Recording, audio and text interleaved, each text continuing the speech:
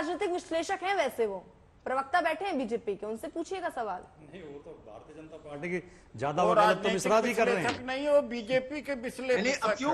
अर्पिता जी sir राजनीतिक विश्लेषक, ठीक है, वो तथ्यों पे कह रहे हैं, बात कर रहे हैं। आपके सामने तथ्य रख रहा हूं। ठीक है उदित जी, एक सेकंड जरा, ठीक है विशाल जी, जरा उदित जी का भी सवाल ले लेते हैं, साथ ही जवाब दे दीजिएगा। उदित जी जल्दी से 10 सेकंड में।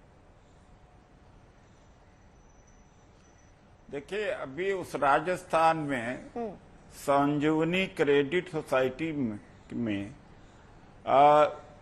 गजेंद्र सिंह शेखावत अपना सैंपल वॉइस का नहीं दे रहे, ये हालत है।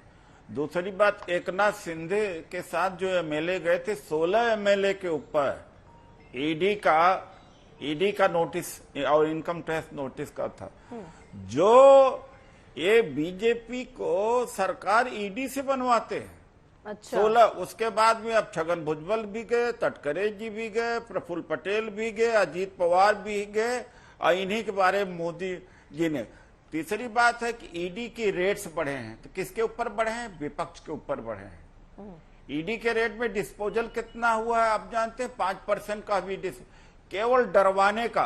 बात छापा मारने की ही नहीं है, आप उसका कंक्लूजन और सजा देने का, सबका करीब करीब पेंडिंग कर रखा है। इसलिए पेंडिंग कर रखा है कि ये जुबान न खोले और डेमोक्रेसी को खत्म करे, और काफी हद तक प्रभावित किया है। अरे भाई, वो मुकदमे का जो 5200 से ज्यादा मुकदमे हैं, उसमें 100-125 मुकदमे के ऊपर बल्कि उससे कम फैसला हुआ, बाकी सब पेंडिंग है। ईडी को इन्होंने बना दिया एक हथियार बना दिया है विपक्ष को डराने का, सत्ता में रहने का। चलिए इसमें जल्दी से जवाब इन्होंने बना रखा जी, है। अभी आप अपनी बात को देखिए। अभी आप कह रहे थे अडानी के मुद्दे पर ईडी और सीबीआई जांच करे, अब कह रहे हैं आप इसको डराने का काम कर रहे हैं, यानी आपने एक तरफ भरोसा और दूसरी तरफ बिना भरोसा दोनों दिखा दिया। ठीक है, नहीं, मैं जीपीसी की बात कर रहा हूँ अर्पिता जी, जेपीसी से होगा, जेपीसी से होगा। नहीं, आपने कहा था ईडी और सीबीआई के लिए भी कि क्या उनकी जांच ईडी सीबीआई से हुई, उसके बाद जेपीसी की मांग तो बहुत पुरानी है सर। अभी आपने कहा जेपीसी से ही होगी उसका। मिश्रा जी आप जवाब देंगे? एक मैं भी जोड़ देता हूँ थोड़ा सा। आपने बड़ा जोर देकर कहा कि मोदी जी की कथनी और करनी में अंतर नहीं है। माननीय मोदी जी ने 2014 में ये कहा था कि रुपये की कीमत जब गिरती है, जब सरकार का इखलाक गिरता है, हम आएंगे तो रुपया डॉलर के बराबर हो जाएगा, नंबर 1। दूसरे, उन्होंने कहा पेट्रोल डीजल पर टैक्स ज्यादा लगाते हैं इसलिए दाम बढ़ते हैं, हम आएंगे तो पेट्रोल 35 रुपए लीटर बिकेगा। तीसरी बात उन्होंने, चलो काला धन नहीं आया वो बात छोड़िए, उन्होंने ये कहा था काले धन की जो सूची है काले धन वालों की, उसे कांग्रेस सार्वजनिक क्यों नहीं करती है, क्योंकि कांग्रेस के लोग इसमें हैं। मोदी जी ने कहा था मैं उसे सार्वजनिक करूंगा। क्या तीनों वादे उन्होंने पूरे किए? ईमानदारी से जवाब दो, आप दिल पे हाथ रख के। आप इतनी वकालत कर रहे हो, तीनों बातें कही थी या नहीं कही थी, और तीनों में से कोई पूरी हुई? मैं आपके तीनों प्रश्न का उत्तर आपने मुझसे किया है तो मैं आपको देता हूं। नंबर 1, जो आप कह रहे हैं कि उस समय कहा था कि डॉलर और रुपए की मुद्रा को लाकर बराबर कर देंगे मानवर, तब डॉलर की कीमत क्या हुआ करती थी, आज डॉलर की क्या कीमत है, और डॉलर की कीमतें अंतरराष्ट्रीय मार्केट में डॉलर की कीमत तो लगातार गिरी है डॉलर के मुकाबले। थोड़ा सा अर्थशास्त्र मुझे भी आता है। परचेजिंग पावर पैरिटी के आधार पर कीमतें तय होती हैं, नंबर 1। नंबर 2, उस समय अंतरराष्ट्रीय बाजार में पेट्रोल और डीजल की क्या कीमतें थी, आज अंतरराष्ट्रीय बाजार में पेट्रोल और डीजल की क्या कीमतें हैं। 70 साल सरकार थी, इथेनॉल से क्या रुपया आया था? इथेनॉल से 1 भी रुपया आया था। आज 70,000 करोड़ रुपया इथेनॉल से आया कि नहीं आया? जी, इतना झूठ बोलने की हिम्मत कहां से जुटाते हो? सरासर एक राष्ट्रीय चैनल पर बैठकर आप झूठी वकालत कर रहे हो। कच्चे तेल के दाम लगातार गिरे हैं और पेट्रोल डीजल के दाम लगातार बढ़े हैं। 1 रुपया की आय हुई थी, आप मुझे बताइए ना। अब जब वर्तमान सरकार में 70,000 करोड़ रुपए की इथेनॉल से आय की जा रही है तो वो आपको नहीं दिख रहा। लेकिन तो उसका कारण है क्योंकि आप सिर्फ आपका काम है मोदी विरोध, भारतीय जनता पार्टी विरोध। तथ्यों पर बात करिए ना। यही लोकतंत्र की जिम्मेदारी है। विपक्ष हमेशा सरकार की आलोचना करेगा, तभी लोकतंत्र बचेगा। आप कौन सा लोकतंत्र चाहते हैं? सरकार की आरती उतारें, सरकार की जिंदाबाद करें, ऐसा लोकतंत्र चाहते हैं आप? अरे तो तथ्यों पर बात करिए ना। तथ्यों पर ही बात कर रहे हैं। उन्होंने कहा नहीं था कि काले धन की सूची सार्वजनिक करूंगा। पहले के कार्यकाल में जब सरकारें थी तो क्यों नहीं ईडी ने छापा मारा था, क्यों नहीं संपत्ति अर्जित की थी? इस आंकड़े को आप कैसे नहीं विशाल जी, पहले सूची तो जारी कर दीजिए। चलिए, आपने अंतरराष्ट्रीय बाजार, डॉलर, रुपया, पेट्रोल, कच्चा तेल सब गिना दिया, लेकिन वो कह रहे काले धन की सूची लाने में क्या दिक्कत है?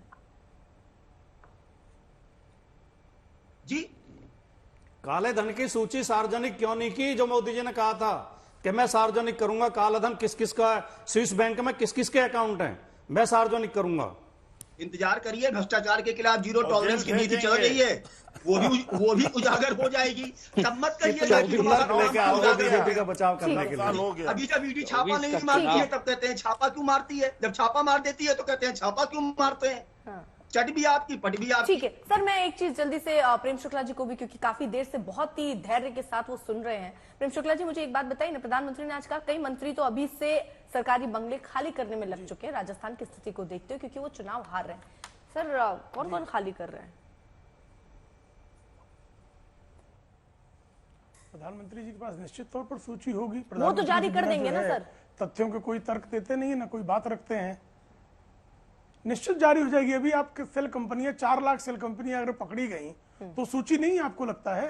वो 4 लाख सेल कंपनियों की सूची श्रीमान राजकुमार भाटी जी पढ़ लें, उसमें अखिलेश यादव की भी 2-4 कंपनियां आ जाएंगी। 38,000 रुपए में मुझे बताइए लखनऊ बंगला बन सकता है क्या? ये जो है समाजवादी पार्टी का बना है, ये बेहिसाबी संपत्ति के मामले में जो विश्वनाथ चतुर्वेदी कांग्रेस के व्यक्ति ने, कांग्रेस के हैदरगढ़ से चुनाव के प्रत्याशी ने मुलायम सिंह यादव परिवार के विरुद्ध दायर किया था, और कपिल सिब्बल तो विश्वनाथ चतुर्वेदी के वकील थे। बाद में समझौता हो गया, परमाणु समझौते पे कांग्रेस की तरफ आ गए, और कपिल सिब्बल जो है वो यादव परिवार के वकील हो गए। अब यादव परिवार के 38,000 रुपए में मुझे बताइए ना, 38,000 रुपए में बंगला बन सकता है क्या? अर्पिता जी मुझे बताइए, 38,000 बंगला बना के दिखाइए। मैं 76,000 राजनीतिक दल का तो बन सकता है, लखनऊ में 76,000 राजनीतिक पार्टी के किसी नेता का तो बन सकता है, विधायक का बन सकता है, आम आदमी का तो नहीं बन सकता सर। ठीक है, नहीं बन सकता ठीक है, आम आदमी का नहीं बन सकता सर। परिवार का दिक्कत फ्रॉड यही है कि आम आदमी के पास तो घर ही नहीं है सर। 36,000, ठीक है।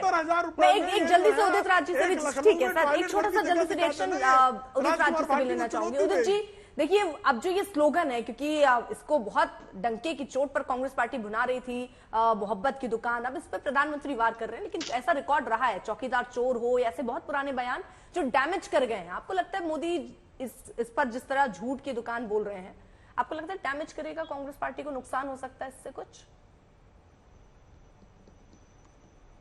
देखिए अर्पिता जी, वक्त की बात होती है, अगर वक्त सही न हो, वक्त विपरीत हो तो सही बात भी विरुद्ध हो जाती है। ऐसा दौर चल रहा है। अच्छा। और चूंकि जिस तरह से पाखंडवाद, झूठा राष्ट्रवाद, झूठा आरोप सब चल रहा है, लेकिन कहा भी जाता है ना, सत्य परेशान जरूर करता है लेकिन पराजित नहीं होता।